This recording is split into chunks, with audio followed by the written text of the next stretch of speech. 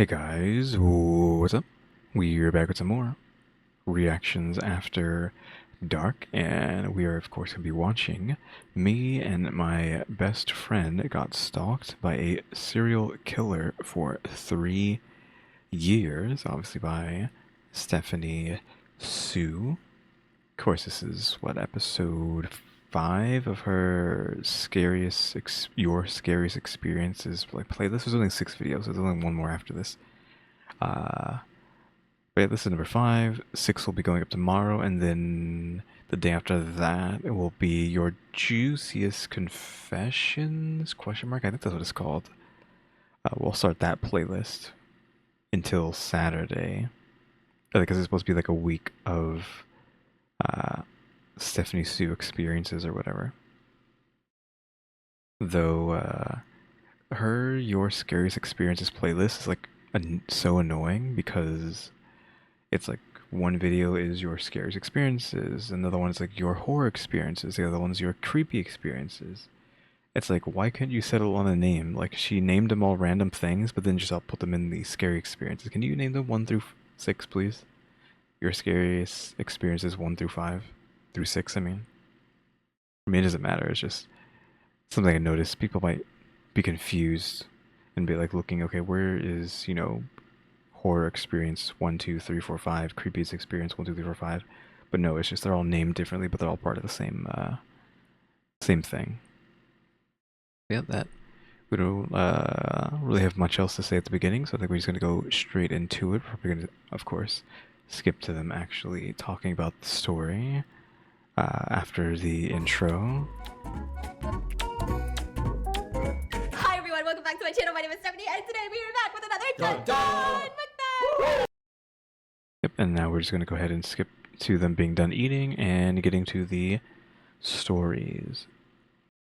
Alright, I think I found where it starts. I think it's about 6 minutes in or so. Confessions. Okay, number 1. This story gives me the chills every time I think about it. And to this day, I can still remember that voice that spoke to me. It was during the summer, around when school got out. And I was about 11, maybe 12 years old. I'm 17 now, for reference. My dad's family is pretty close, so we have a family function almost every weekend. And this one was at my aunt's. It was still early in the day, so there weren't a lot of people yet. And to pass the time, me, my cousin, my older brother, and 2 nieces decided to play hide and seek. Oh no. Creepiest game of them all. Okay, hide and seek as teenagers? Question mark? I'm down. Right now? Bro, are you not terrified of hide and seek? Then just look around the setting right now. Pretty dark. Like, imagine you're just hiding in the closet. Actually, never mind. Yeah. In the pitch blackness. Imagine you're playing hide and seek and you wake up and you're like, hello, where did everyone go? I've been hiding for an hour. Then you come out and there's a murder. No, and slowly you go room by room. In each room, one of us is dead. Dead person, dead person, dead person. Yeah. And then you hear, hide and seek. Or how does it go? And then they start counting down and you gotta hide. I'm running. All the doors are locked. I'm not hiding, I'm running. Like Yeah, a but what if all the freaking- doors are locked? Okay, wait, what was the scariest game you've ever played? Zombie. What's that? What the hell is zombie? So it's like a pitch dark room, and you have a zombie. Hey, we need to play these. It's Spooktober. I was thinking we do a Bloody Mary. Oh heck no. Or a Ouija board? Actually, You're not gonna do Ouija boy, okay? actually, I'm so curious though. More than Bloody Mary, you're down for Ouija Yeah, board? because if you see like the Mary girl in the mirror, just imagine like you'll be traumatized like your whole life. Okay. Yeah. So Yeah, I have not done Bloody Mary before. I don't know if I've done any of these like spooky things before. Maybe I've done Bloody Mary, but if I have, I haven't. Like, I don't remember if I did it or not, if I have. Because it would have been one of those things like, okay, I can't do this. Like, I can't do it. It's too spooky, right? As a kid. Same thing with the Candyman, because Candyman, I mean, it's just a movie, but it's the same concept as, with Mary. So I would be like worried about doing Candyman 2 as a kid. I might have been like more worried about Candyman than Bloody Mary. Even though you can argue, like, if you want to believe that Bloody Mary is real, Candyman isn't, because it's just from a movie, right? Question mark. there's a zombie. Yeah. And then what? Oh right. There's a zombie, and then there's like the rest are like just people, right? And you just gotta hide in one spot. And if the zombie catches you, you become the zombie, and it keeps Oh, yeah, keeps yeah. going. You're just getting chased, correct? Yeah, and the zombie you gotta make like the scary noise and stuff. Oh, I don't like Yeah, this. yeah, yeah. I don't like like any that. dark room activity, Except Oh. We played in the house since there were more places to hide, and I had one spot in particular that I like to hide in. My brother was it the first round, and as he started to count, I ran to my hiding spot in the opposite direction of my niece. And for the sake of the story, we'll call her Baby. My spot was underneath my older cousin's pull-out bed because when the bed was out, there was a small space just enough for you to squeeze in. I was built like a little boy, so it wasn't too hard, okay? Baby went into the closet right next to the bed, and we waited in silence. Now, keep in mind that I could not see the closet as the bed was pulled out and blocking my view. Do you get it? No. You didn't have a pull-out bed growing up? We had a bunk bed. Oh, core memory. Okay, so there's the bed, right? Then if it's closed, it looks like just a flush bed, flush with the floor, right? But there's actually these pull drawers, and you pull out another mattress that's kind of on wheels on the side. But then you can kind of weasel your way in to where the mattress used to be, underneath the bed. Got it. But because the lower mattress is blocking your view, you can't see into the closet. Okay, so it's a pretty good hiding spot. Yeah, really good hiding spot. Very obvious hiding Yeah. spot. You would have found her? Really? Is that what you're saying? I don't think I'll ever. Yeah. So I would be too scared of someone like pushing in the pull-out bed. So I was sandwiched between the wall to my right and the bed to my left, with the closet doors right next to the bed, okay? Now, anyway, 5 minutes go into hiding, and my brother had found my cousin and my other niece, so that left me and Baby in the room, or so I thought. I decided to check on Baby to see what she was doing, so I whispered her name, and I was like, Baby? And almost immediately, in a small whisper, yes? Where are you? I asked. Because honestly, 5-year-olds can't sit still, and I thought that she'd gotten annoyed of waiting and had left, right? I'm in the closet, she whispered back. I was relieved to know that she wouldn't give away our hiding space, so we just kept whispering back and forth to pass the time. I can't remember the conversation, but I vividly remember her tiny voice responding to everything that I said to her. More time passed, and I got annoyed because nobody found me. At this point, me and Baby were waiting for what felt like 10, 15 minutes, so Could she have fallen asleep and dreamed all this? Question mark. I decided to just come out. I won already, so I didn't see the point in waiting any longer. I crawled out of my spot, and I said, Baby, let's go. We won. No response. Baby? Silence. I was confused as to why she wasn't responding all of a sudden. And initially, I thought she couldn't hear me or somehow left without me noticing. So I opened the closet, and to my surprise, she was gone. I thought nothing of it. So I went to the living room, where everyone was waiting, and I see Baby sitting next to my cousin. And what my brother said to me next almost made me shit my pants. Dude, where were you? Baby came out like 10 minutes ago. We thought you went outside or something. Bro. So someone else. I was confused. I said, no, Baby was with me the whole time. We were in insert older cousin's name's room. No, she wasn't. She came out after I found the other two saying she didn't like her spot. What? If Baby had left the room the first 5 minutes into hiding, then who the f was I talking to? I, of course, started freaking out and told them what happened, and we all just sat there completely shocked. It's safe to say that I stopped playing hide and seek for a while after that, but to this day, I cannot get that little girl's voice out of my head. I have so many more paranormal stories and would love to share them with you guys. If you want to hear more, just let me know. We want to hear more. I mean, if we're gonna try to figure this out, you could just argue that you're in a place where you probably can't see anything at all, right? So if you start talking, it could be anybody talking to you. So any of the other kids could have been like messing with you. Question mark. Like it didn't have to be her. So that's just what I would assume. It's just one of the other kids where it was messing with her, question mark. If you can argue that's messing with her at all, but That was pretty good.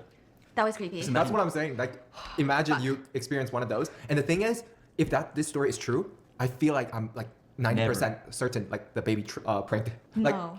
you don't think so? But she was out 10 minutes before. No, she said like they all ganged up on her. So she just ran out and said, hey, just tell her I got out like 10 minutes ago. That would freak them out. But But she you was in the can tell. closet when she left though. Oh wait. No, she wasn't. Because I feel like I've pranked some people in my times. But and, you always tell them it's a prank. That's the best No, part about sometimes like you don't tell them. Because my cousin was like used to mess with me all the freaking time. You say when and I you- believe it. You know, as a kid, shit like this really fucks with you. He tells me he swallows what are those little sperm-looking animals? Tepple? Yes. Tepple? He said he swallows them. And for the longest time, You believed him. I believed him. And he said it cleanses your body or something. Don't tell me you did it. No, I never done it because it's disgusting. My whole life until nowadays, I start thinking about. It. I was like, there's no freaking way he does that. Yeah. You can mess with a kid very easily by telling them some stupid stories. Why are kids so mean? No? Why are kids so mean? It's a TV show. Why I don't did know. I feel like our family's too nice to do shit like that, no? Oh, you did some pranks. Yeah, I did some pranks, but I am the #1 person who will tell you it's a prank within 5 seconds of Yeah, a prank. true. I can't hold it Which in. ruins the prank. I know, I can't hold it in. I don't know why. Yeah, I don't know why. I would never play hide and seek again. Yeah, that is so creepy. Do you think it was a prank or the yeah, I'm just on like I said, on his side, like the same thing that I was saying. I think they were just all in on it, messing with her. Question mark. As far as pranks go, I mean, I haven't really done any of that stuff since being a kid either, but I don't think I really did too much stuff. I did like the baby powder one. I don't know if anyone knows about that. You could just like put baby powder in someone's hand that's asleep and then like maybe like tickle their face so they like scratch their face and they just get powder all over the face. Or you can just be like crazy and just like slam a bunch of powder on their face as they're sleeping, but I like don't just like skip the step of making them do it to themselves. Right, but yeah, I don't remember really doing too much back in the day. like I feel like it's a ghost because 5-year-olds can't keep pranks that long. It's not even you keep it, you forget about it. No, but Sometimes even you in that forget to moment- clarify. I don't know. I mean, I'm a little skeptical, but Okay, if it's true, then Do you believe in ghosts? Oh, of course. me? I'm You half do? and half. These days I believe in them more and more. For sure, for sure. I don't know why, and it freaks me out. Hi, I think she said that before, where the older she gets, the more she believes in supernatural stuff. Stephanie, fiance, and Dan. I've been following you guys for a couple of years now, and you guys have really helped me through some dark times. You made me laugh, gag. Why did we make you gag? And cry. We made you cry. I hope my encounter creeps you out because it truly traumatized me for years. Damn. When I was in the 3rd grade, I went on a cultural exchange program with my school to Malaysia. I'm from Singapore, by the way. One of our accommodations was a 2-story motel next to a forest. They grouped all the students in 3s, and I thankfully got to share a room with 2 of my good friends. But the worst part was that we were pussy bitches, and I was already considered the bravest of the group. When I say this motel was creepy, it was creepy. Why's your voice so creepy? Right next to the main door, there was a bathroom on the left. There were 2 queen-size beds, a cabinet in front of one of the beds, and a TV. There was also a sliding door which led to the balcony, which was next to a forest. When I say next to a forest, I literally mean it. The balcony was on ground level and had a wooden waist-high fenced skirting. If we were to hop over the fence, we would literally be in the forest. So after dinner, we all went back to our rooms to rest as we had an early morning the next day. The other 2 girls started to get creeped out at how big the room seemed, so we all decided we're gonna sleep in one bed. The other bed seemed too creepily empty, so we laid out our outfits for tomorrow. Oh, I don't like that. I don't Oh like my that for God. some reason. I don't like that, bro. And then you woke up next day, the outfits all changed. Oh, they have like blood on them. No. Or they all like they're like lay in a circle. Bro, I'm getting. Peace out. Yeah, I got no clue where the story is going. They're gonna wake up and someone else is gonna be in the bed. Is there something gonna happen to their clothes? Are they gonna like do some sort of bravery test and like try to hop the fence again, go to the forest and screw around in the forest? Like, where could this possibly go? Why is your room so like everything's dark? I know, I'm getting freaked out. I don't like this. Okay. One girl swore that she heard the cabinet creak, and so we put our luggage in front of the cabinet door to prevent it from, I don't know, opening. Being all super smart, and traveling without our parents for the first time, we all brought our cell phones with no charges, and we had to be up at 7 in the next morning. Because we didn't have anything to set alarms with, I volunteered to stay up and not sleep. Smart. What kind of system is smart? Smart system, okay? Now, the motel had some English channels anyway, so I thought it'd be a piece of cake to stay awake. We kept all the lights on throughout the night, and the TV volume was really high. We checked to see if the TV could be heard from the main corridor, and it could, but just slightly, so we didn't want it to be too loud that it would get us in trouble. We lay in bed with me in the middle, and the other 2 girls fall asleep at about 2 a.m. And I remember a Sylvester Stallone movie had just come on. I must have dozed off because the next moment I remembered I was being awakened by a huge explosion on the TV. The same movie was still playing, but it was now 4 a.m. I had cold sweat and my heart was pumping way faster than it should have. I got out of bed to try and shake it off, and I think I woke up one of the girls. She decided to take a shower since she was already up, and we could chill and slowly get ready for the day. I was pacing around the room, and I didn't know if it was stupidity or curiosity, probably stupidity. But my dumbass thought that since we were in the suburbs, the sun probably rose earlier than in the city. Oh well, I thought if I went out onto the balcony, I'd see a kick-ass sunrise view in a beautiful forest. I drew open the curtains, and it was dark. My first Yeah, of course it's gonna be like pitch black, but what are you gonna see out there? thought was dark forest and Harry Potter. Sinister, but there was a certain kind of beauty to it. I scanned through the forest with thick tree trunks and exposed roots, and then I saw it. I only caught a glimpse of it, but I saw someone standing on one of the branches a couple trees away. Oh no. I didn't want to confirm what I saw and immediately shut the curtains with my hands on the edges, making sure I couldn't see even a sliver of the outside anymore. I was shaking and it felt like I was hanging on for dear life. A few moments later, the girl who was showering came out and her fogged up glasses and asked me what I was doing with the curtains. I tried to stay calm, and I asked her if she could see anything. And then I wrapped myself in one of the curtains so she could see the outside. She screamed, and I unrolled myself from the curtains, and she was clenching on the ends of the curtains once more. At this point, the 3rd girl woke up from the screams and was just shocked and confused. My friend that came out of the shower just told me not to let go of the curtains. I asked her again, what did you see? What did you see? And she said, someone was on our balcony with their face pressed up against the glass. Bro, no. Why'd you skip? Bro, my knees went jelly, and I just wanted to be away from the balcony. The other 2 girls. Okay, though we're believing the girl who said that and not actually seeing it herself, though. Question mark. We need confirmation that the author saw the person on the balcony too. Otherwise, it could just be a prank, and we're just like got back-to-back pranks here. Because so far, like, this isn't really that bad of a story, and even now, that's not really that bad. Especially if it's just, again, the other girl pranking the other girl. Girls and scrambled to find anything that we could find to pin the 2 ends of the curtains together. Clips, bobby pins, anything we could find. When I finally took a step back, we were all shaking and we just sat on the bed waiting for the morning, as none of us were brave enough to go out to the teachers' rooms after what just happened. So they were too scared to leave the room, because it's like their safe space. So they couldn't recognize the face? No. Oh no, Like no, who no. it was. I'm staying. I'm staying. Yeah. We were so relieved when we saw the actual sunlight seeping into the room through the curtains, but the story doesn't end there. We tried not to talk about it during breakfast, but our friends from the room next door asked if we experienced any blackouts. They said all their power went out around 4 a.m. And they came over to see if we were awake too because we were scared and didn't want to be stuck in the dark. They said they pounded on our door and looked under and saw no lights and couldn't hear anything from our room. So they assumed we had a blackout too, but we were all asleep. We started to freak out and told them what happened in our room, and we didn't know how to react or how to process anything, but I sure as hell did not participate in any future school trips. This incident made me afraid to look out of windows when it was still dark. No, no. No, I do that shit all the time. What? Upstairs, our windows are all dark. Go close the curtains right now.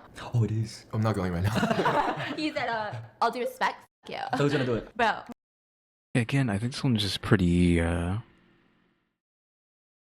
that bad. I mean it's not bad at all. If I were to be harsh, I would say it's pretty lukewarm.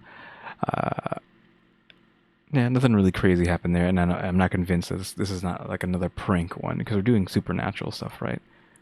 Same thing with the last one. Any of these supernatural ones, I'm not really gonna be too on board with them being like real. We'll see what else ends up happening in the rest of the video, though. I don't know if this is going to be all supernatural or not, because I think the last one was all real stuff, but this one so far has just been supernatural. my mom. When you- My mom Yeah, for she's sure. so- Tell her the story first and then have her do it. Oh my god. Oh my still won't be this scared. this is so freaky. The incident made me, I still get anxiety staying in hotel rooms alone till this day. That's weird because remember she woke up and it was 4 a.m. and the TV was still on and her friends next door said that they went around 4 a.m. and they No didn't TV? hear anything, nothing. Again, I'm just assuming that's just them pranking. So what was that about? I don't know. It's a parallel universe? Like, The whole what thing happened is so there? creepy, no? Bro, if right now and then go over there and Honey, open that. fuck you. No, we're not doing this. You can pay me 1,000, I still won't do it. Yeah. You wouldn't go there and open the peep out the curtain. No, no. Or if Why? it's a prank or something. You open it, there's some like. I feel like it's not that spooky. Why are they so spooked unless they're just hamming it up for the video, right? Because like, there's no way they're this scared of like getting up and doing something in their house. It's like Andrew or something. What? I'm so scared. I No, not again. had to call my mom. No. It's okay, I protect you. You will do no such thing. That's a good one. I give that a good I like think so far everything has been good. 9.5 out of 10. That's freaky. I like it. You gotta get 9.5 out of 10. Jesus Christ. I'm just so desensitized, I guess, because that was like a 1 question mark, if even that. this a chance as it's a slow burner, but I promise it's worth it. Damn. Bitch, you guys are really just Okay, well, I mean, I'm down for a slow burn. People are like writers. yeah. For real though. Literally, like, why do you want me to die? I just want the kimchi and my kimchi pancake. I'm so stressed. So for spook, what? Spooktober? Spooktober. Spectacular. Let's do Bloody Mary. my Let's go God. to a forest. Let's open the curtain. No! Yes. So you want to play Bloody Mary, but you don't want to check the window. What? Like, Yeah. how does that make sense? I'm more scared of people than I am, like, But as of Bloody right now. Mary's a person too, no? The Ouija board? If that's if You're not scared of that. You I are? am. Yeah. So you can play that. I need you to stop asking me questions. Okay. I'm about to call my mom. This is the story of how me and my best friend got stalked by a murderer for 3 years. What? Is that the slow burner one? Yeah. Oh. That was not a slow burn at all. You went balls deep, okay? Yeah, because this is the main attraction of this video, so hopefully this is pretty crazy. First of all, I wanted to say that this stuff has been going on for years, and we were probably 13 or 14, and things are getting scary. I'm 18 now, and I have a lot more common sense. Or I would at least like to think so. So please try to see it from the perspective of 2 very young girls. I had ridden horses all my life, but I never kept them close to home. When the opportunity arose to keep them 5 minutes from my house with my closest friend's horses, I was over the moon. Little did I know what was about to unfold. I'll start with the backstory. My horse came from a sanctuary that I volunteered at. One conversation with the owner always stuck with me. Her father had built a farm in a little village about a 10-minute walk from my house. She mentioned that he would be turning in his grave if he found out who owned it now. I was intrigued, so I asked for more information. She told me that the man who now owns it, and we'll call him Elliot, is a pig farmer who murdered his brother-in-law over a debt and fed him to the pigs. He then moved said pigs over 2 to 3 hours away for long enough so that when the police found any trace of DNA, it was long out of their system. It's like a robber. Yeah, he actually was charged for murder, but then was acquitted by the judge due to lack of evidence. What's ironic is that he moved these pigs without a moving permit, which is illegal, and sus as hell, as moving permits are not hard to get a hold of. So in the end, he got punished for the illegal transportation of livestock and not for murder. She told me everyone in the village knew that he did it. Fast forward to getting to the farm. Me and my bestie, Annie, used to ride every day without any particularly scary thing happening until one day. We decided to ride our horses down a different trail. One that went past an unfamiliar farm. All seemed fine until the path came to a stop. There were gates and guard dogs in the way. Assuming we must have taken the wrong turn, we passed the gates and continued on through the fields and around the farm. Unknowingly, we were trespassing. The horses started to feel extremely uneasy underneath us, backing up and shooting forward. Annie's was backing up towards the ditch, and I was contemplating living up to my hero complex, but before I had the chance to save her, something caught my eye. A man stood completely still, staring at us from the farm. I honestly thought he was a scarecrow at first because he was so still. He disappeared after about 30 seconds of solid eye contact, and for some reason it just made the hairs on the back of my neck stand up. There was something so unsettling about him. A few minutes later, we got the horses under control, but something was off.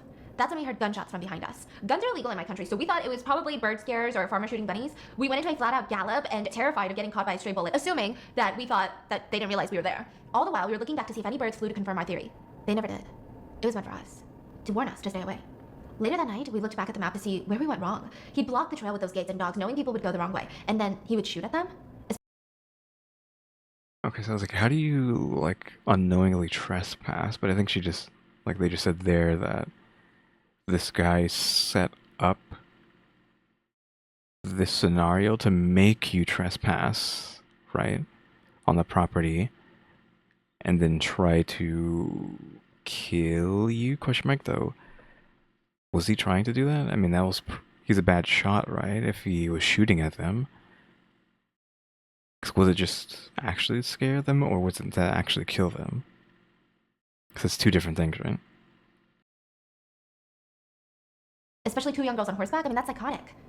After that, it went quiet. I mean, there were odd things. Our horses were let out, sheep were stolen, and a white pickup truck was seen prowling the area often, but nothing too serious. Until November of that year, where we would be riding on the dark because of the shorter days. This particular evening, we were goofing around like 14-year-olds. We heard an owl wing.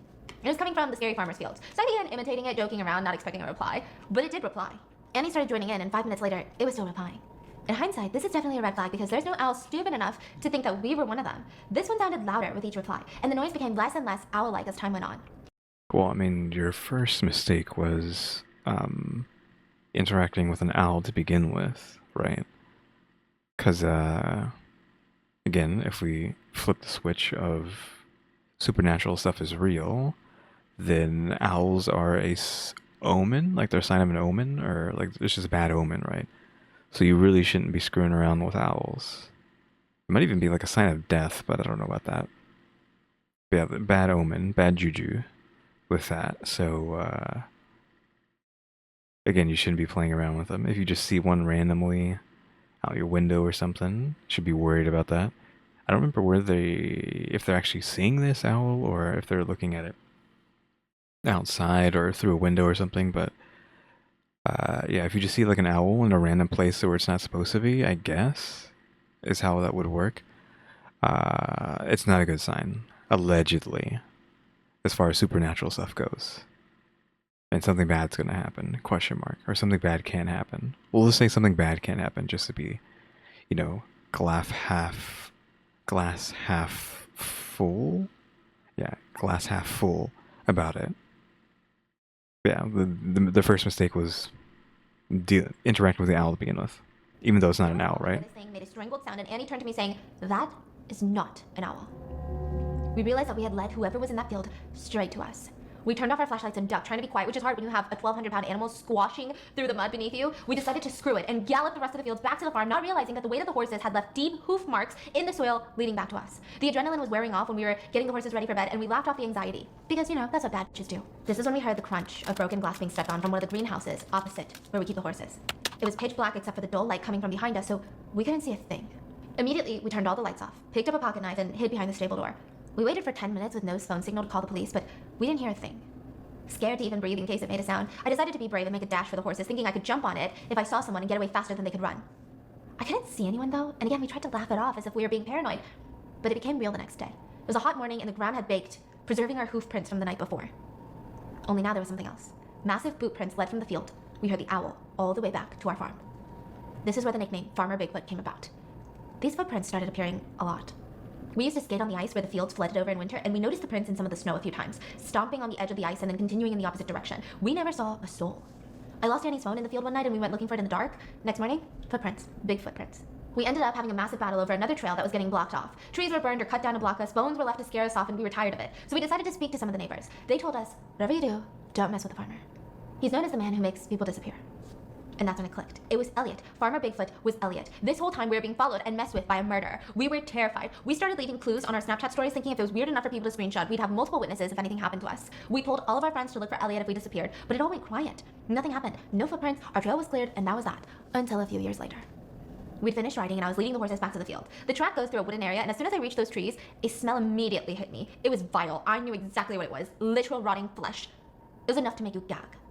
I put the horses out and immediately ran back to Annie so that she could investigate with me. And our farm owner, Ryan, overheard and went to the house to grab a flashlight. Annie has a weak stomach, so as soon as the smell hit her, she threw up. Ryan joined us and immediately said, someone's definitely been in there. Just to add to the feeling of impending doom, Annie recovered and rejoined the search. Another comment from Ryan was, I really don't know what we're going to find in here, girls, but I don't think it's going to be an animal. Where exactly are they? Like, I'm kind of like lost on where they have found this rotting smell at, but I was wondering where it was going to go because they were stalked for 3 years, but I'm guessing for like after that, those initial events, it's just been quiet for several years, question mark 2 years, and now it's finally picking up again after potentially finding a corpse. Our fear meter was now at max, but morbid curiosity drove us forward. After an hour of searching, we unstacked a pile of woods. That's when we saw the bag of flesh. They were clear Ziploc bags. It was almost a surreal... A bag of flesh? So Ziplocs full of flesh? experience. Maggots were crawling inside the bag, but there were no holes, implying whatever meat was in there had been rotting for a good while before it was cut up and put into the bags. After more vomit from Annie, we decided to call it a day, reassured that Ryan would deal with whatever the fuck this was. We were honestly so traumatized and couldn't even stomach a meal until a couple days later. We assumed Ryan would have called the police. I mean, he's hands down one of the safest, most loveliest guys on the planet, but he acted extremely questionably. He didn't call the police, he buried the bags. He didn't even just throw them out, he fucking buried them. What? We assume now, it's because he's old and vulnerable and didn't want to get involved in anything that might put him or his family at risk. I still don't know why me and Annie didn't call the police. I'm guessing we didn't want to cause trouble. This is where the story concludes. Unsatisfying, I know. I'm no longer at that farm, but I still have horses. Me and Annie are besties and reminisce from time to time about our joint trauma. Nothing has really happened except from a milkman being robbed and nearly beaten to death by my home. What? There's 2 men in a white pickup. Do you know who else has a white pickup truck? I'm sure you've guessed. Farmer Bigfoot, Yeah. the serial killer. Also, Except that he didn't kill the milkman or whoever it was that got robbed and beaten up. So that story was okay. I think she's like, oh, well, it didn't really go anywhere, right? We don't know if those bags of flesh were from an animal, question mark. Because they could have been, right? I feel like we needed more detail and this was supposed to be a slow burn, but I don't think it was slow enough. Like, we needed more information and more things happening during the time. I mean, it's not like it's a story, right? But it's something that allegedly actually happened to them. But yeah, I think that was something that wasn't really that crazy again. Just a guy who allegedly killed someone, who everyone assumes killed someone, but the legal system had no evidence of him doing it. Right, so we can only say that he allegedly killed somebody, and then now we're saying he allegedly stalked them, allegedly had bags of rotten flesh, which maybe the flesh was there, but it could have been animal meat, right? Because he is a farmer after all. So yeah, I don't know. so engaged in that story. Yeah, oh my god, I'm so freaked out. Can I call my mom now? I mean, wouldn't she supposed to call? Scared. Me too. Yeah. Okay, this is worse. What? The story has to do with you, Stephanie. Yes, Damn. you. Uh-oh. All right, Uh-oh. time to pack it up. 2 years ago when I was 17, I was watching one of your videos when I realized your whole video was in a deep tone. Deep tone? Yeah, Okay. you, Dan, Okay. and Steph Fiance were all talking in a demonic-like voice, and your eyes were getting Like this? really red. And you started to look older and skinnier, but you were eating. Stephanie started crying blood because it was about a sad story you were reading. And Dan was biting his fingers off, literally eating his fingers from his hand What? because there was no food left on the table. What the heck? Now, let me tell you, I was screaming in horror, but I could not stop watching. That's my girl. That's my girl right there. That's a real one. I could not stop watching, even if I wanted to. It was almost like I was trapped in a state and couldn't move at all. Dan was still nibbling on his fingers and his teeth started to get bigger and bigger and it got so big it fell out of his gums and his tongue fell out too. I started scratching myself and punching myself because I realized I was in a horrific dream where you guys were just not yourselves. No matter how much I tried to get out, I was stuck in my dream. You started singing, "Happy birthday to you. Happy birthday to What are the deep birthday? Topical, since my birthday was 3 days ago. Yeah, birthday was 3 days ago. I've been seeing a lot of stuff that has to do with birthday, on the radio. When I was listening to the radio, birthdays were being mentioned, literally right after my birthday was over. They were talking about birthday stuff on the radio, which is weird. Now more birthday stuff here. I mean, that's just confirmation bias, right? Because my birthday was recent. Now every time I hear the word birthday, it makes it seem like everyone is talking about birthdays, but no, it's just confirmation bias. If my birthday wasn't the other day, then I wouldn't be singing or thinking about the word birthday that much. I wouldn't have even cared. Happy birthday, dear you. Happy birthday to you. That's really creepy. I'm freaking myself out, bro. I don't remember us doing that. Your voice started to get raspy and it almost sounded dehydrated. Dan had fallen over from the blood loss from his fingers and mouth, and your face was turning into a giant grin with your eyes getting wider and wider, looking straight into me, singing happy birthday. Okay. I suddenly closed my eyes super hard and opened them again, and that was when I finally woke up. I was so relieved when I did, and then I checked my phone, and it was my birthday, like you said in my dream. And that's not even the worst part. I had scratch marks all over my body from trying to get out of this horrific nightmare, and I never watched your videos again until recently. I've had therapy since from the trauma of being paralyzed in a dream, and I'm still trying to figure out to this day why you still have a demonic voice in your videos. Oh, damn. Oh shit. So they're just trying to creep Stephanie out with that one. I kind of wish that one was real because except for the last part, it could have just been like sleep paralysis, right? We talked about the sleep paralysis like 1,000 billion times on the channel in these rad videos because it's something I've had many a time in my life. So I would assume it would have just been that, though it was like too detailed. I feel like for like real sleep paralysis, like of course like fake sleep paralysis where we're just telling a story, sure, but like too much was going on in that story. But that's all I could like really think of is like, yeah, you just had sleep paralysis and it warped whatever was happening. Though the end part kind of just ruins it because it's like, okay, you're just goofing, you're just trying to mess with Stephanie. That's the end. You're so shocked. Bro, I'm freaking out. I thought you were gonna be like, anyway, I woke up from my dream, you stupid bitch. Wait, so Don't she ever sing dreamt again. and then she woke up? But this feels like a no sleep story because Yeah. the end is like why you still have a demonic voice, meaning Right. she's still watching it and it's still the happy birthday. She still remembers that dream. voice. No, remember, the video is still All the us- videos of us are still the same happy birthday. But what if It was a no sleep, like a fake Yeah, it's fictional. like a fictional story, but But that's pretty good. pretty good? Great writing. She got us. A fake fictional story. Is that kind of like an oxymoron, or not necessarily an oxymoron, but like so a fake fictional? So you're saying like a fake story? Like what? I'm scared. Call me, mommy. No, not call me, mommy, but like call me, Mommy. mommy. Mommy? Okay, a little backstory before we get into the main story. I had always suffered from insomnia, which was fueled further by my constant paranoia that something was gonna happen while I was sleeping. Oh, bro. When I hear about people being paranoid when they're sleeping, I never can relate so hard. Like it would often get to the point where I wouldn't sleep for 1 to 2 nights. During these nights, I would grab my parents' iPad and stay up all night watching YouTube videos. Brett better not be me. Brett better not be me saying happy birthday. Occasionally, when this would happen, my sister would walk past my room as she was heading to her room, and because I never slept with the door closed, you guys sleep with the door closed. You have to sleep with the door closed. And it has nothing to do with people killing you. It has to do with the fact that if a fire ever breaks out, sleeping with your door closed is the difference between life and death. How so? Because the fire travels fast and the smoke would kill you. Literally. That's what firefighters said all the time. Sleep with your door closed. That's like the only thing that literally keeps people awake or alive if there's a fire in your house. Fun fact close of my the door. day. And she would see that I was awake and tell me to go to sleep. One night when I was laying in bed, I had a sudden feeling that was telling me to not sleep. And this would happen often, so I just shrugged it off and tried to go to bed. However, after an hour or so of laying there, I was still unable to fall asleep, so I decided to go on the iPad and hide under the covers like usual. After a couple of minutes of scrolling, I heard my sister. She had walked out of her room, gone to the bathroom, flushed, and then started making her way back to her room when I heard her say my name. And I responded with, yeah, I'll go to sleep in a minute.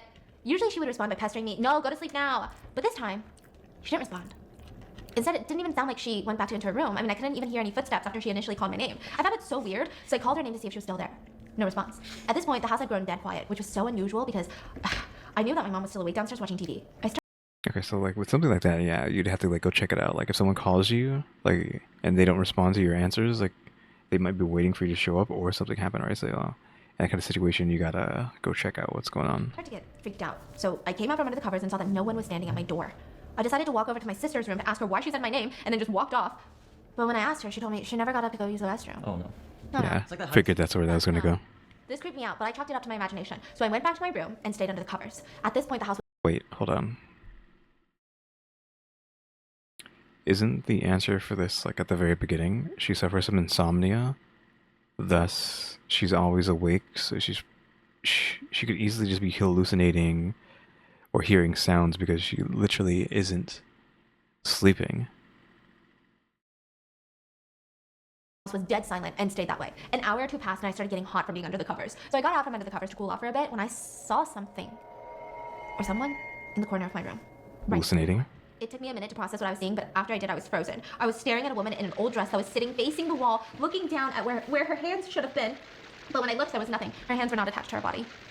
I sat there staring at her for a while before I started yelling for my mom to come to my room. When my mom had gotten to my door, I started pointing at the woman. She was sitting inches away from my mom, and my mom couldn't see her. I sat there pointing and yelling that there was someone there, but my mom couldn't believe me, and instead, she started to scold me for still being awake. I ended up begging her to let me sleep in her room that night, but she was still too focused on the fact that I was still awake rather than the little ghost next to her. I ended up having to sleep in my room that night, and the lady in the corner of my room stayed there for what felt like hours. At some point, I decided to hide under the covers and hope that she would just go away. After a while, I had to pee. Yeah, my body was self-sabotaging, okay? I built up the courage to get out from under the covers, and when I looked at the door, she wasn't there. I looked all over my room, and once I felt like she was gone, I went to the bathroom and ended up falling asleep while watching YouTube. Now when I look back at it, I think it could have just been me hallucinating from the lack of sleep. Yeah, I mean, again, the very beginning of the story, it tells us all we need to know is that you are so insomniac.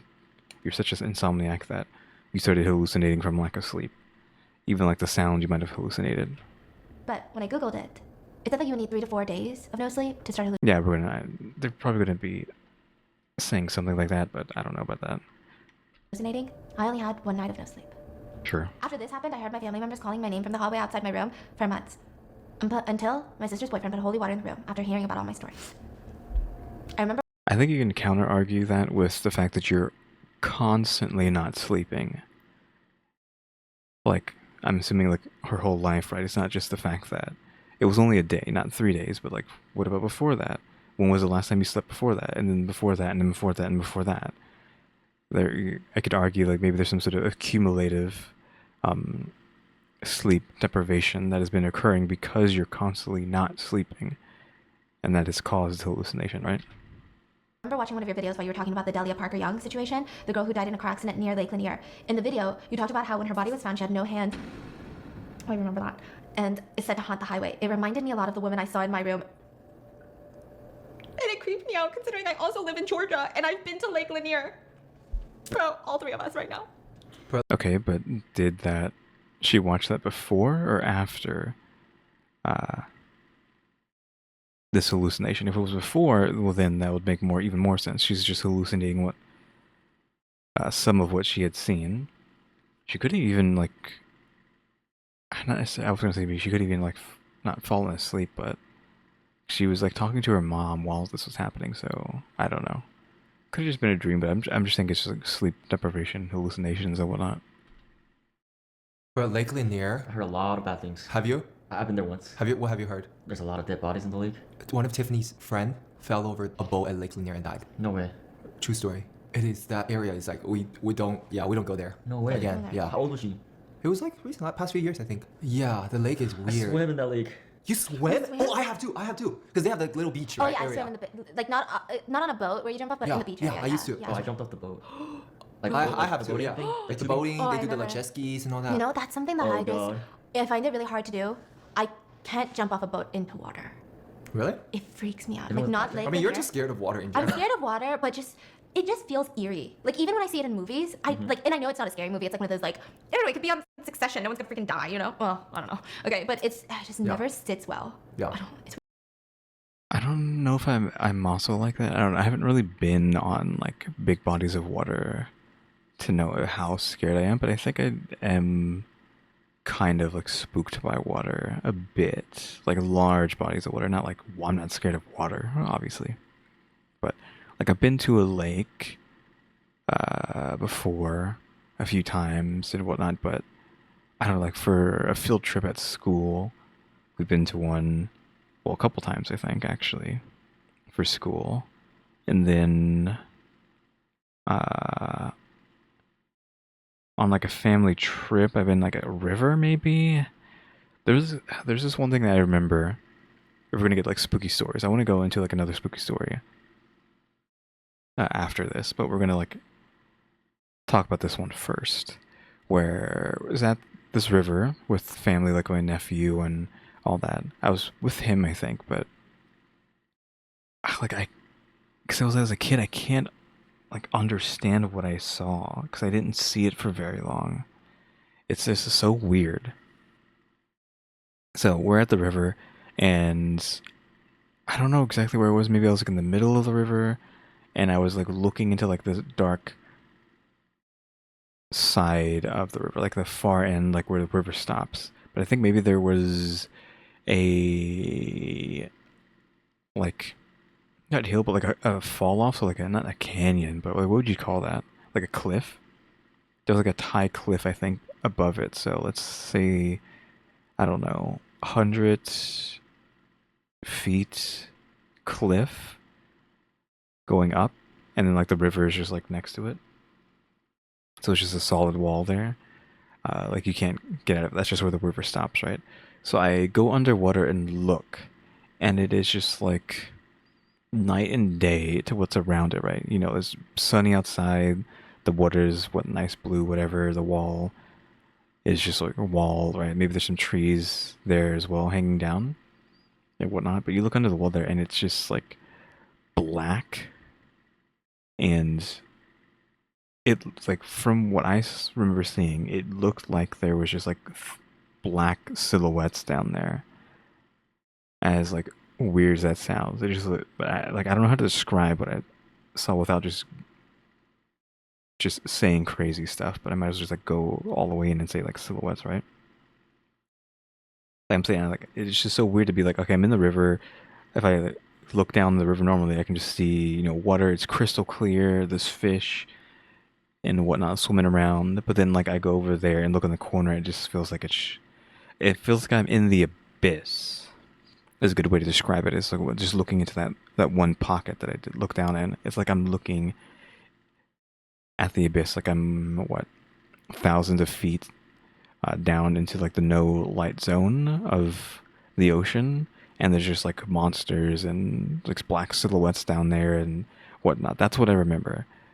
But yeah, like I don't know how to describe it other than that. Like, and maybe even like there's bodies down there. So I mean by silhouettes, but it was just spooky. I don't know how spooked I actually got, but it looked crazy.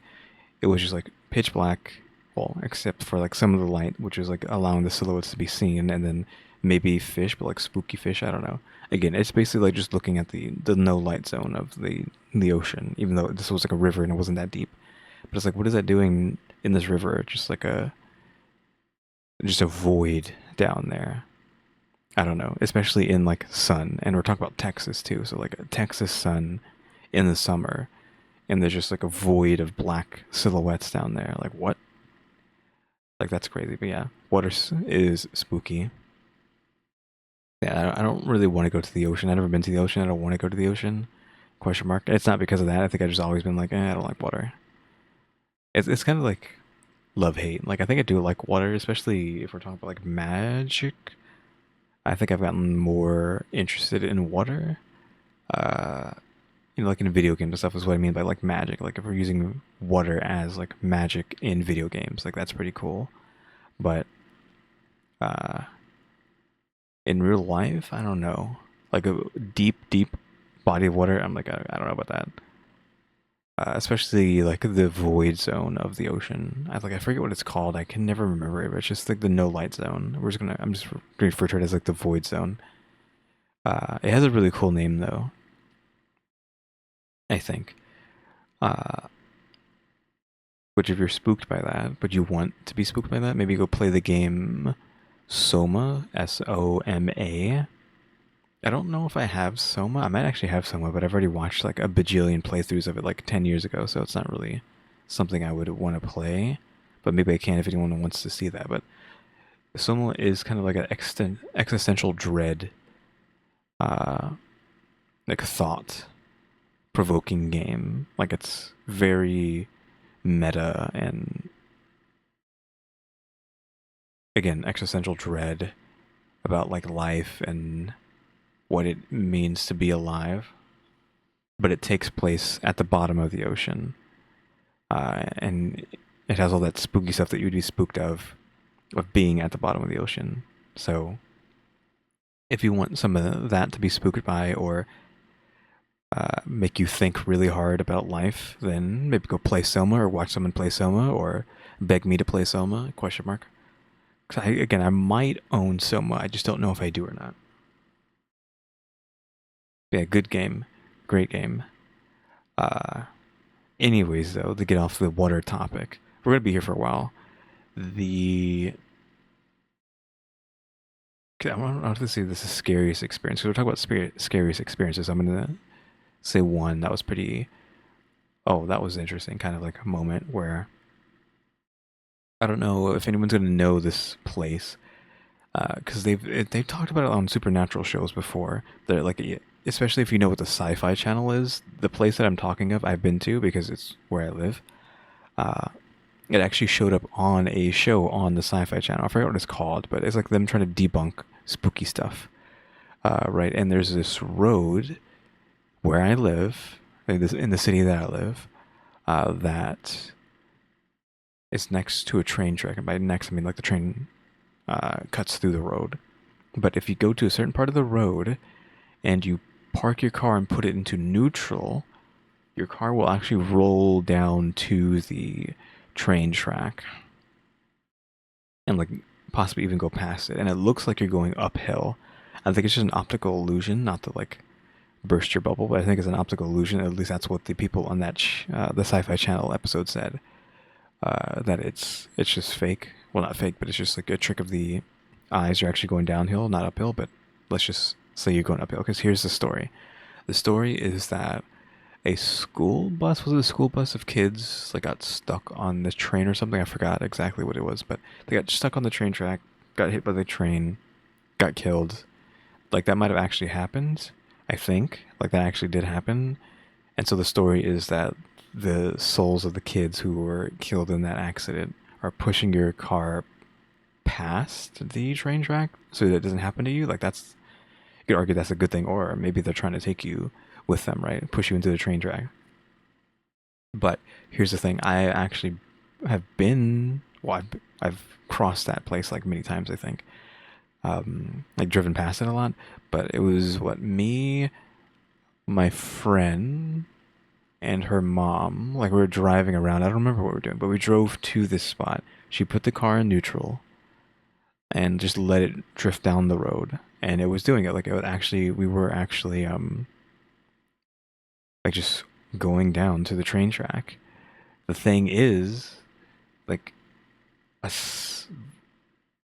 right before we got to the train track, like a little, I don't remember how close we were, but I feel like we were pretty dang close. A train came and it was like slamming its horn at us, which was crazy. Like we did not see this thing coming. Like we were like a split second from being like obliterated by this train. Like I'm telling you, we did not hear it, we did not see it. When we were just about to cross the train track too. Like it came out of nowhere, which was crazy. So that's a scenario where I might have not been here because we would have gotten taken out by that infamous train track. Question mark. So yeah, that was crazy. It's just so crazy that the one time that the one time that I would have been there to do that, but like the one time that we had done this at this infamous spot where I live, we almost got hit by a train. Like I don't know how active the train activity is, but like there's no stop signs or like the poles that come down that when a train goes by, there's none of that. There's no safety stuff like that. So like again, if you can't hear it or see it coming, you're just gonna get hit. And I'm telling you, it was like just out of nowhere. I think there's a bunch of trees in the way. Maybe I don't know what's in the way, but there's a lot of stuff in the way. So that's why we couldn't see it until the split second. She had to like hit the brakes to make sure we didn't get ran over. But yeah, that's a pretty crazy story, I think. It holds more weight to someone who actually lives here too, because again, these train tracks are infamous. It's an infamous folk story from where I live. Like it's something I've heard like as a child, and it's a place you can go to. They might have fixed the place up. I haven't been to it in probably since that moment. So it could have easily been fixed up and like have safety things added to it or whatnot. But yeah, I think that's a pretty good story for these videos to add in, like my 2 cents of creepiest things that have happened to me. Probably like the only like legitimate creepy thing to ever happen to me, slash where I almost died. I guess technically I did almost die because we almost got hit by a train and killed, right? At a place where this allegedly happened to a bunch of kids. I don't know if I can pull it up because then you know what I'm talking about, like where I live. Because I say I live in Texas, but I don't think I've ever said where exactly I live. But maybe I'll pull up an image anyways, and like people will like cross-examine it, like, oh, you live here. I know where you live now. I'm gonna hunt you down. But we'll see. Let me look up a picture of the train track that I'm talking about. All right, this is not like a really good image of it, but it's decent enough where you don't really know what you're looking at. But yeah, you see over here, this mass of trees here, and it's also on the other side. This kind of was like blocking our view of the train. I'm guessing like this was the where the train is coming. Obviously, this is just a dead end. There's nothing here. I don't remember if there was something here or not. There might have been. Maybe they changed it. I don't know what year this picture was taken. But these train tracks were probably where it was, but unless they change it again, like I said. So it could have been there. But we were just like cruising down here, and then like just train just barreling down this road. And you can see there's no drawbridge thing or whatever. The thing that comes down. I don't know what it's called. And it's just surrounded by this massive forest on both sides. And actually, you can't see it, but over here, past this way, there's actually a house, I think, with a fence, from what I remember. Like somewhere over here off camera, which I kind of wanted the angle going down the tracks. But yeah, these are called the ghost tracks. Aptly so, obviously. But yeah, just some deep lore from me. You're welcome. Like halfway through the video, you gotta wait until you get an hour in to actually get some interesting talking subjects. But yeah, the infamous ghost tracks from where I live that literally were featured on television on the Sci-Fi Channel. Oh yeah, and I just looked up the name of the show that I'm talking about that it was featured on, to be debunked, unfortunately, but we can all believe that it's true, though. Like the ghosts are pushing your car down the street is fact or faked paranormal files, something like that. That's the show that the ghost tracks aired on. Like they aired on that show. But also, just an extra little tidbit on the ghost tracks. What you're supposed to do as like a little extra thing is, park your car there, get out, put flour or whatever on the back of your car, like you just cake it in flour, then get back inside, go into neutral, have it roll down the tracks, and then end up on the other side, and then go out and look and see if there's like children's handprints on the back of your car. That's part of the myth of the ghost tracks as well. Is like you can actually see their handprints on the back of your car trying to push you across the train track. Yep, there you go. That is just my spooky story for today. That's probably the only story I have, so I probably should have waited to tell that story until like the last episode, since I already talked about the water one before this, and then that one I got nothing else other than that. Like that's the best I got. It's weird. Yeah, have you guys seen the movie of a bunch of friends jump off a boat? And they forgot to put down the ladder, and they can't crawl. It's a yacht. Oh, you can't go back up. They You go can't. back up. Okay. Have you seen that And movie? no one's No, nearby. and then what? I think they die one by one. Like they couldn't get back up. We're not going to a lake no more. Yeah, I'm so freaked Wow, out. wow. I have plenty more stories to tell when I firmly believed that my house was haunted, but this is one of the creepiest ones in my opinion. P.S. I love all three of you. Your videos have helped me through some rough times, and I've enjoyed watching you for the past 3 years. Oh, love you, bitch. Please excuse my terrible storytelling skills, but this happened very recently. Back in March of this year, I had just graduated university and wanted to start a fresh, start in a new city and a new country by myself. I decided to move to London and kickstart my career. Having moved to a new exciting city, a lot of my friends from back home wanted to come over and visit me to see how I was getting on. So a couple of my friends were in the city, and I was on my way to meet them on their last day of breakfast, and I hopped on the tube, which is like the train, at 9 a.m., making my way to the restaurant when I noticed this guy at the end of the carriage. Being an oblivious and fresh-minded girl from a closed-knitted small town where people greeted each other on the street, I didn't have any sense of danger. I sat down in the first seat that I saw. This man seemed to be talking on the phone, but I didn't notice a phone in his hand, so I assumed it was through his AirPods or headphones, but he was wearing a hat, so I couldn't see anything. A little background to this story, I am profoundly deaf, and even though I can speak and hear fine with my hearing aids, I still can't tell if someone is speaking to me, or which direction sounds are coming from without paying very close attention. I could sense something getting louder and louder around me, so I'd look up, and this man suddenly said at me, and he's yelling, "Why are you listening to my conversation?" I almost shit myself and looked around to see if he was actually screaming at me, and he was. I wanted to explain about my deafness and say that I couldn't eavesdrop on his conversation even if I tried, but I didn't, and I downplayed it, and I apologized. I'm sorry, I really wasn't. He didn't care. He proceeded to say, "Well, why the f*** are you listening to my conversation? Where are you from?" And I panicked and I said I was from London. He then proceeded to deny my answer and responded, "No, where were you born?" Oh no. I quickly said, "Ireland." The man then screamed, "My conversation has nothing to do with Ireland. Why the f*** are you listening to me?" What? Rude, bro. Yeah. What? I could see he was getting more and more agitated and angry every time I answered his questions. So I decided to start ignoring him, hoping to diffuse the situation, and he would eventually calm down and stop. I have avoidance anxiety and just look down at the floor or at the opposite end of the carriage, avoid letting him in my view, and that way he didn't exist, right? He was still yelling, but with my deafness, I couldn't understand what he was saying. I didn't want to know what he was yelling. Suddenly, I feel this ringing in my ears and a sharp headache coming on, and I look down and I see blood covering my jacket. The guy had punched me, smashing my head into the window of a train. He hit me so hard my hearing aids fell out. I didn't know what just happened. I was in shock. There were about 15 other people on the carriage who just saw what went down. As I was scrambling for my hearing aid, about 3 men stood up but basically did nothing.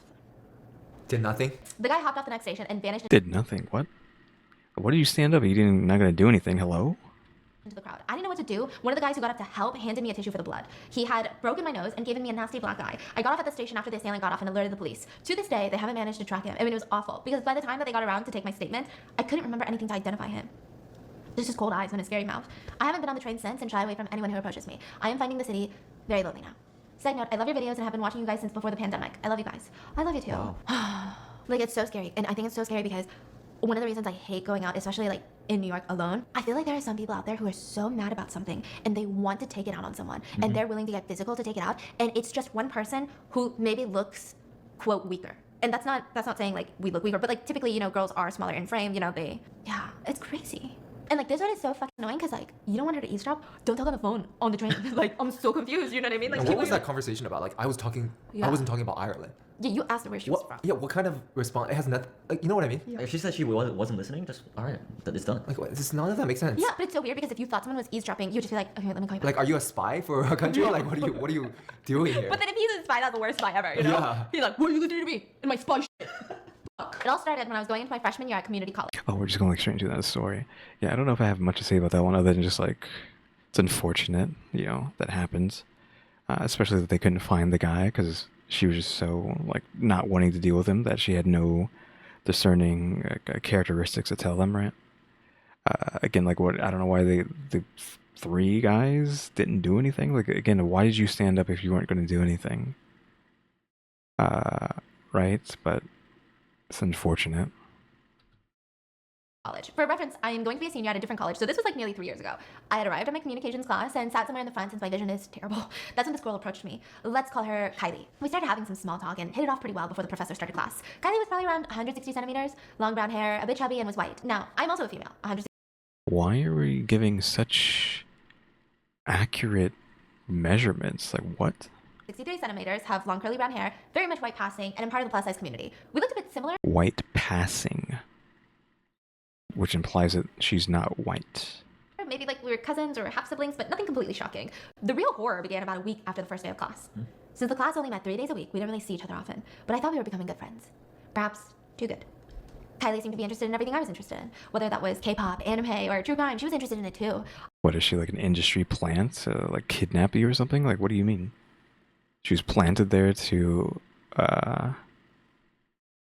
be your friend and get something out of it? Question mark?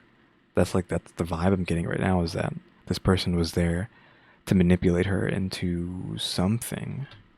I'm not much of a skeptical person, so I just thought it was a coincidence. Those things are pretty popular, right? Especially nowadays. But then I noticed she started curling her hair. It didn't really look like my hair because you can kind of tell when something is naturally curly or fake curls. So once again, I didn't think too much of it. I only started to become suspicious of them whenever I was talking to a different friend of mine in that class. We were having a casual conversation and they brought up the fact that they didn't know me and Kylie were sisters. I looked at them strange. Why did they say that and asked them what they were talking about? They proceeded to tell me that they were talking to Kylie and they mentioned that we were sisters. I told that person that this is not true and needed to confront Kylie about it later. They said that we were close like sisters, right? Maybe that's why she said that? I asked her to not tell people anymore, since I wasn't comfortable with it. Please, can you not tell people we're sisters? And also I started to wonder to myself how close two people can really be after seeing each other only, 3 times in class? After this incident, we didn't talk much. Not because I didn't like her anymore, but we both started to become more busy now that the semester had officially started. But about a week or two later, I got a message. It was from Kylie. I thought it was weird because we only exchanged Snapchats and I never gave her my actual number. When I asked her how she got my number, she tried to gaslight me into believing I gave it to her, and I believed it. She kept on texting me from that point on a lot. So I would usually leave her on deliveries for a couple of hours to a day, like on red, and would usually keep our conversation short other than when we saw each other in class. But each time I saw her again or spoke to her over text, I realized how much she was starting to change. It was like she was...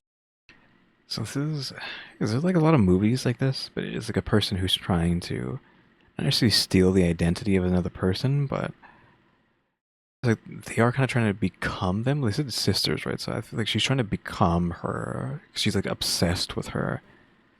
You know, she's obsessed with her so much that she wants to be her. She was trying to copy everything about me. Our styles were the same, and we even had the exact same outfits. She started biasing all the K-pop idols I liked, and she even started to text and talk like me. After a while, I had enough. I invited her to the dining hall with me and we just talked. When I got the opportunity, I told her something along the lines of, you know, you don't have to like the same things that I do and change who you are just so I'll like you. I tried not to be rude about it and I did my best to say it in like a caring tone, but they got really offended at what I did and lashed out. They said that I need to stop acting like I'm some perfect princess and that I'm not even pretty enough for somebody to want to copy me, and proceeded to body shame me. I'm super sensitive when it comes to my weight and body, so I got super embarrassed and I ended up telling her that I had class to get to. After that, I cut off all contact with her. I blocked her number and blocked them on Snapchat. During class, I sat all the way away from her and made sure I was sitting next to somebody else so that she couldn't sit next to me. I was more embarrassed than mad. I thought that maybe I was just overreacting and that I had really offended her, but I was just hurt by what she said. I don't know how long went by after that, but I ended up getting strange packages delivered to my door sometime later. At this time, I still lived with my parents since I was attending a community college, and I just assumed it was their package since I didn't order anything. But when my mom opened it, she was weirded out by it. It was literally an empty box with like those peanut things that you fill boxes with. And the whole box those was white, packing peanuts. those white things, right? Yeah. White little tissue thingies to fill the empty box. Oh. We couldn't yeah. find anything in the box, so we Full. dumped it out, and it was just packing peanuts. And at the bottom of the box, Kylie's name was written on there. After that, we got letters and sometimes more packages with literally just her name written on the bottom of the box. Okay, I don't know what that's supposed to signify. So it's a box with her name at the bottom, and that's it. It's supposed to have some sort of significant meaning, but I can't parse what that is right now. And maybe I'll give it a second to think about. Yeah, I got nothing. But yeah, this is like straight out of some sort of like obsession movie where it's usually, if I feel like there's a movie like this and it is between like either a girl and a guy, right? If you've seen this in like shows or a movie somewhere, again, she's just so obsessed with this person that she's trying to be them, and then but they get extremely hostile when you call them out on it. This is so weird. This is like, I swear this is just like a movie or something. But yeah, I cannot figure out what the empty box with the name at the bottom means. I don't know how she found my address or why she was doing it, but it was starting to creep me out, and my parents. My dad even spoke to our neighbor who's a police officer, but they said there was nothing they could do about it because, one, they don't have proof, and two, no actual crime is being committed. I argued that it was harassment, but regardless, they did nothing about it. The empty packages and letters grew less and less frequent, and at one point just stopped happening altogether. I ended up transferring to a university after I got my general courses out the way and almost forgot about it. Almost. About a month ago. I found a package sitting in my front door. Like before, I had assumed it was my roommate's, but they claimed they didn't order anything either, so I opened it. What do I find? Packing peanuts and Kylie's name. I kept the box as evidence and went to the residence hall staff and said that they would look into it. It happened 3 more times and the staff is still looking into it. I technically can get into contact with this Kylie person and ask them to stop, but I don't think that'll end well considering how things happened the last time we talked. Sorry for the unreasonably long story. I definitely could have made it shorter, but like, I'm not the only one that finds this weird, right? Yeah, no, bro, it's so creepy. Oh my. Well, again, if this is like the movies, these would be considered like what, a thriller/horror film, and thus you would need to like do something about this, otherwise she's going to end up killing you. So you kind of need to do something about that pretty soon, otherwise things are going to be bad. Oh my god, holy shit. I would literally piss I'll myself. freak out and call cops or something. Yeah, because the feeling is, this is the beginning of the feeling. Like, this type of behavior ramps up to something as Yeah. a feeling for me. This is just the start. Yeah. Like, this is not the end. This is how I would feel. I don't know if that's true. Yeah. And the fact that nobody is doing that's so annoying about stalking laws is like, they're like, well, there's no crime unless, I don't know, they stab you or you're dead. And you're like, well, that's what I'm trying to prevent, but you're not helping me. What's the point of even sending empty boxes and letters with just their name? It's not like any physical harm was being done, but it sort of freaks me out. What do you guys think? Anyway, I hope that you, Dan, Steph, fiance, Tiffany, Paul, all of your friends and family, and especially baby Sophie, stay happy and well. You're like one of the only YouTubers who can actively keep me engaged with your videos, and I always look forward to seeing you, Steph, fiance, and even Dan in other mukbang videos. Don't forget that your physical and mental health always comes first. Love you guys. I love you too. But we need to do something about those boxes. Yeah. Oh I my will start God. sending boxes to Kylie. Yeah, everything is screens So creepy. red flag. Fucker, yeah. Yeah, they copy you, they want to be like you, and they want to kill you and replace you one day. Yep. I know, figure out. Okay, sorry. That was a joke. I know, but I would be I mean, it's not a joke. It's literally like straight out of a movie. Like I was saying, I feel like you do need to be worried about that. No. Yeah, it is creepy. It It's is very creepy. creepy. Yeah, like yeah. I don't know. it's Like, I don't even alarming. have advice because you talk to a police officer, you talk to the campus people, but Who was that? what, bitch? What? And then, Sorry. don't play games right now. Don't be playing games right now. Alright. I'm gonna shit myself. Dude. I'm gonna call my mom. I'm gonna call my mom. Like, Alright. You don't play games either. It did sound like there was noise in the corner to the right, so I don't know. I think he was hearing something. I don't. Everybody calm down. Everybody calm down. Hey, Stephanie and Dan. I've always wanted to tell you guys this weird and scary story, and now I finally have time.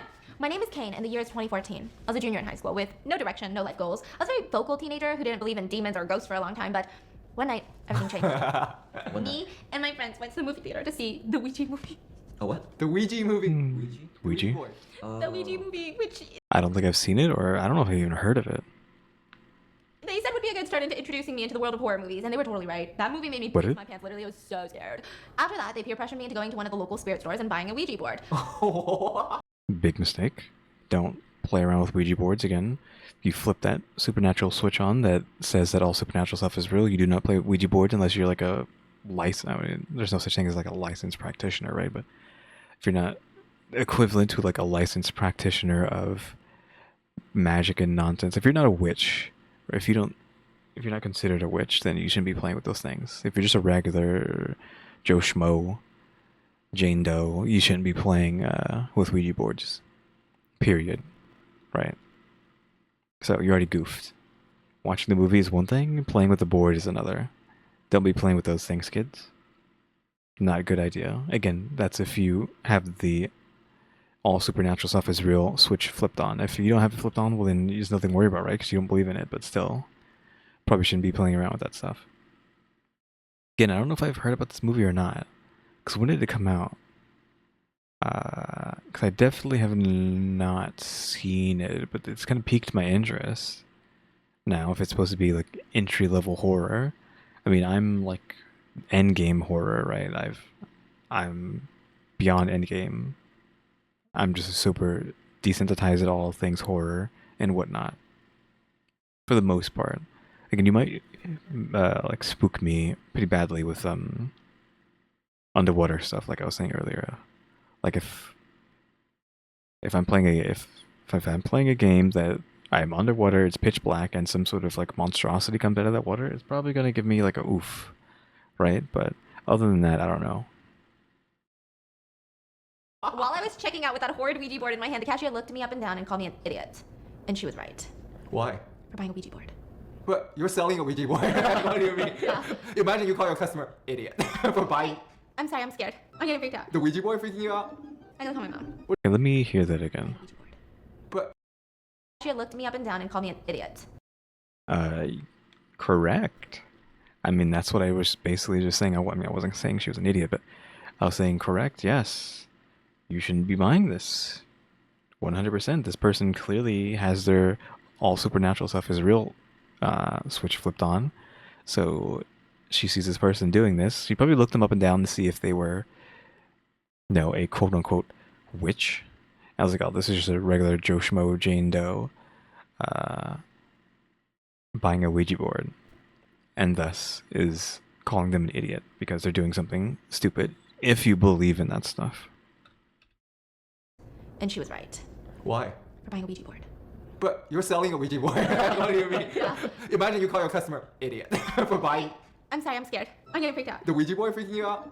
I'm gonna call my mom. What is your mom gonna do? I don't. Yeah, I mean, she keeps saying she's gonna call her mom. She needs to call her mom, but like, what is your mom gonna do? Question mark.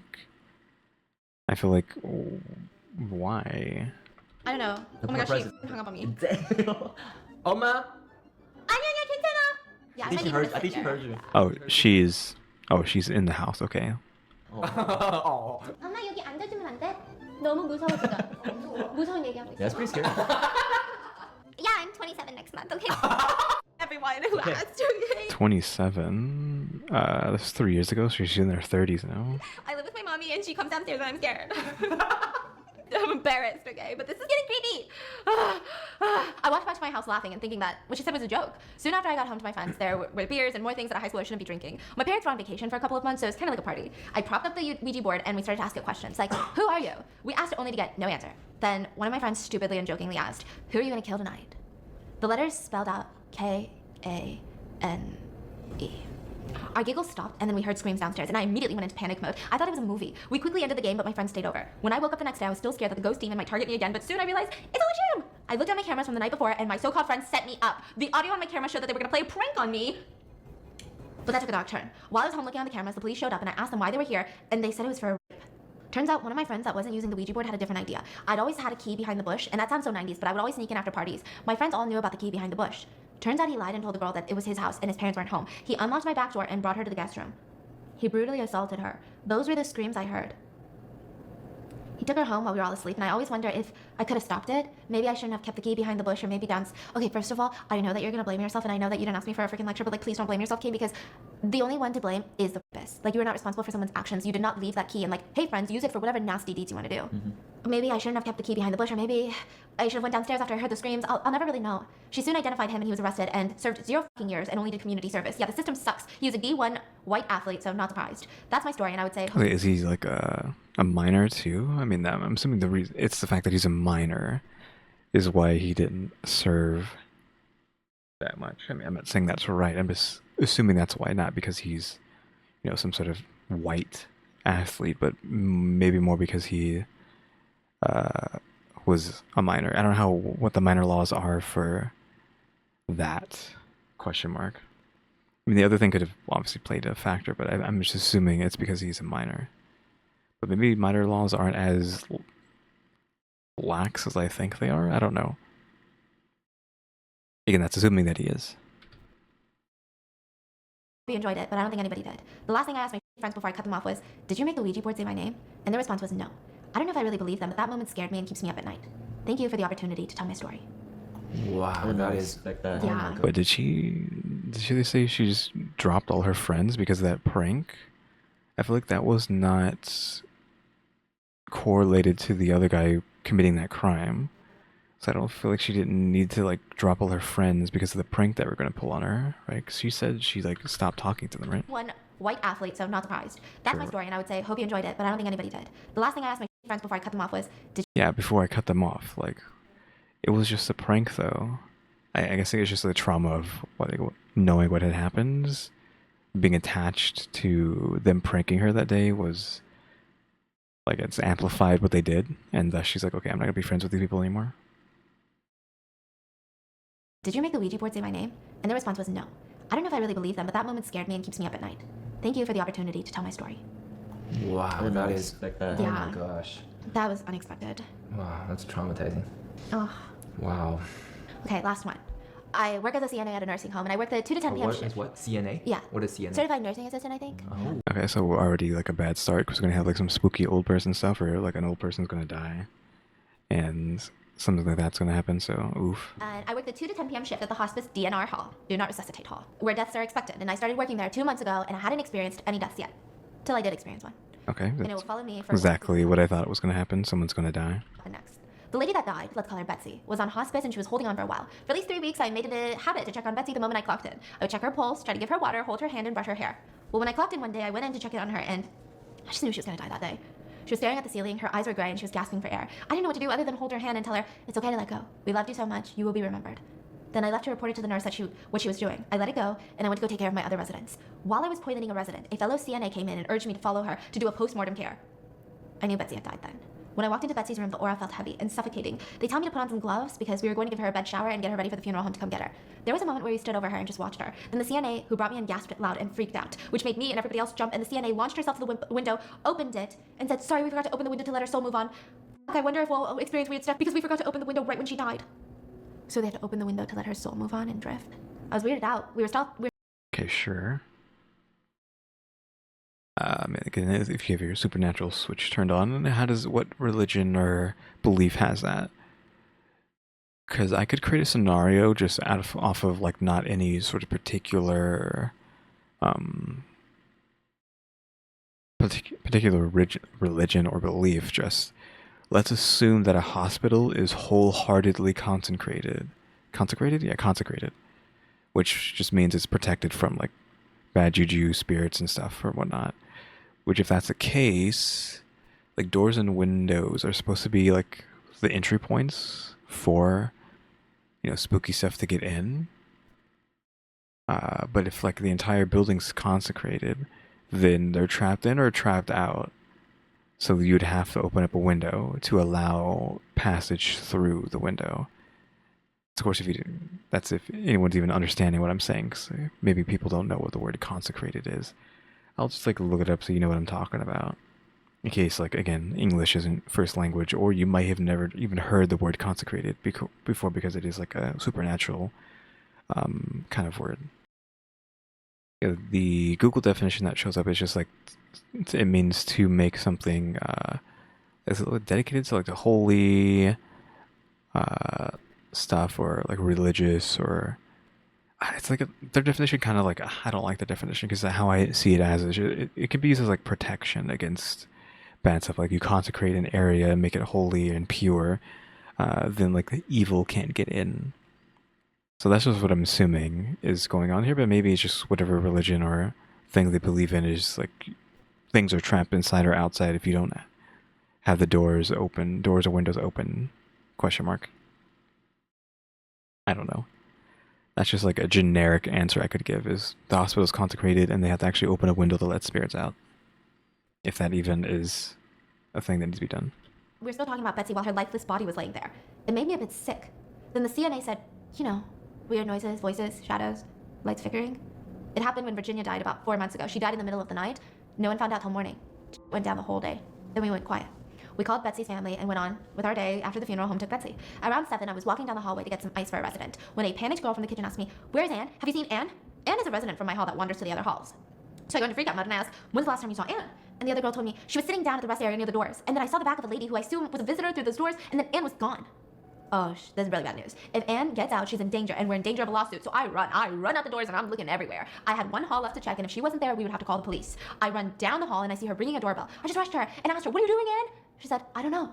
Then I asked, "Who let you out?" And she looked at me and said, "A nice lady. She went that way." What? And then I sighed. Maybe the lady didn't see Anne leave as well. Then I tell Anne, "Let's get back to your room." But Anne stopped and grabbed my hand. I was thankful. Then I got really scared. Why? She had no feet. The lady had no feet. Who talked to her?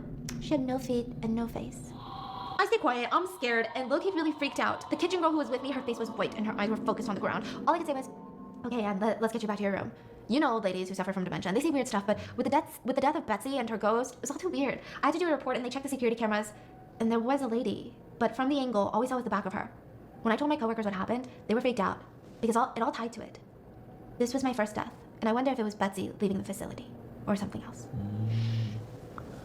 Jeez. The camera's actually having someone show up just makes the story more plausible. Because I would have just been like, okay, it's just an old lady playing pranks. Because like we talked about it before, right? You're already in this kind of terrible situation. You don't really have much fun to be had other than playing pranks on the people who are taking care of you, right? But yeah, who knows what's going on with this one? I'm so scared. I have to go shit myself, literally. Which is good because I haven't in like 2 days, so maybe this is what I needed. Huh? But literally, What? I'm so anxious. Need to like get some more fiber, Stephanie? Question mark. Right now, I'm literally a ball of anxiety. It's also so late at night, you guys. I'm so freaked out. I love it how we always do it at like nighttime. Oh my When we god. do like crime, like scary stories. We gotta start doing it at daytime, guys. Okay, That's no fun though. We gotta start filming some October during the day. Whoa, yo, you scared me. Bro, she's sitting at the edge of her seat. I look and the seat looks empty. I'm like, she's gone. She's gone. Oh my god. Stop looking around. Oh wait, that's kind of scary. I'm so Hey, stressed. look. I can't. What? I mean, you'll end up seeing what time it is in the outro, right? Because again, the outro actually gives you an accurate date and time of like the video, because it is like an actual clock that's keeping track of what the time and date is. But it's 3 in the morning for me, and again, these videos aren't really spooky at all. It's 3 a.m. The room is dark, other than my monitors, and I have my phone light on over there, like that way, because I need it so that the webcam can actually see my face, so it can see me moving around.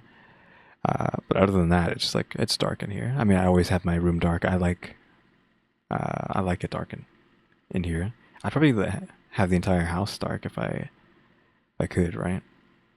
But yeah, like it's not really spooky enough for me. I'm too desensitized to this stuff. But hopefully, maybe people watching got spooked from this, or even got spooked from the stories that I was telling earlier. You know, the abyss in the river, or the ghost tracks and whatnot. They can't look, you know what I mean? Welcome to Spooktober, guys! Bro, this is like the first video of Spooktober. We're fucked. Like this is. Are we still doing Ouija board? Oh, yeah. Are you sure? Yeah, but we gotta do it in New York because I can't do it here. It's too creepy in this house, I tell you. Oh my good. god. I mean, they shouldn't be doing that. Who, Andrew? Andrew, why does he make us feel so He safe? is scared, okay? He said he's scared. He's too scared to go to like a haunted house. Oh, for real? Yeah, he's a big baby Andrew too. the tank? Andrew the tank. Like a Again, I would love to, but I feel like going around and like looking at haunted houses, that's something you can only do if you have money. right? Because you need a car, you need a really good camcorder. You maybe like other people with you who also have maybe camcorders, and I don't know. I feel like you need to be in a good spot to be going to like haunted houses or ghost hunting. Again, I've mentioned many a time in rad videos that I wanted to be a ghost hunter so badly as a kid, but I just never really could do that. Question mark. I never really got like a night vision camcorder. Still, like I still would do it now, but I don't have anyone to go with, and like I wouldn't go alone. Uh, if for nothing else, is because it's not safe. Period. Like, who knows who could be in these abandoned places if you're going to an abandoned place? Or, like, who's out? Because you're probably doing it at nighttime. You might get robbed. You might, who knows? Use my favorite word, some hoodlums show up, right? To rob you or what have you? Question mark. So, I mean, it is more so you need to be worried about other people. So the more people you have with you, the safer you are, question mark. So I wouldn't really want to do this stuff alone, if nothing else, then because of that. Like, you need other people with you. But yeah. Beast? The tank? Yeah, a Are big you tank sure? baby. Yeah, tank baby. Who's like the most safe person? You guys made me cry in a tent outside. Hey, that was him. You think I don't remember? You guys made me cry in a tent outside. Wait, you remember? I don't recall. I don't know what she's talking about. All of a sudden, Wait, what's that? wait a bitch. Alright, I'm done. I'm done. I love you guys. 사랑해, bitch. Okay, that is the end of that. There's only like 2 seconds left of this video. Okay, that is the end of that. I think it was pretty okay. Again, a lot of the stories were like, oh, that's fine. Nothing too crazy for that one. Again, we will be doing the final one of these videos tomorrow. And then after that, we'll be doing the juiciest confessions. After that, for the rest of the week until Sunday or Saturday. Until Saturday, because we started on Sunday. Today's Monday. So yeah, until Saturday, we'll be doing that, and then maybe I'll take a break. Yeah, hopefully my little anecdotes from my life in the middle of this video were interesting to someone. I don't think I have anything else to say. I don't have any pictures to show either. Because I looked through my meme, not my meme folder, but my folder of pictures that I didn't really have anything to show today, like I did yesterday with like the candy corn pizza. We got no hate comments either, so don't have any of that either to do. But yep, that is going to be it. Maybe I'll try to think of any spooky stories to tell in the next one, but I don't think I have anything. I've already talked about the possibly drowning as a kid story, or I could have drowned as a kid story. Like the constantly breaking out of the house as like a 5-year-old stories, which is like that's part of the drowning story. We just told the ghost track story. I've never talked to anyone about the Void River story before because it's just not something you would talk about, right? Or even like think to mention. So you're welcome on that one. But I don't think I really have much else to talk about. I would have to like have something trigger a memory, I think, to be like, oh yeah, maybe I could talk about that. Because otherwise I'm not really getting anything right now, but yeah. Anyways, thanks for watching. Remember to buy my stickers, to think about becoming a member, subscribe if you haven't subscribed, so we can watch time and subscribers, and don't forget we have a throw now as well. And shout out to the members, EmmyStarr, RaleyDrew, and alexgkiller 880. But yeah, guys, thanks for watching. Tune into the next episode. Like, subscribe, comment, rate the video. See ya.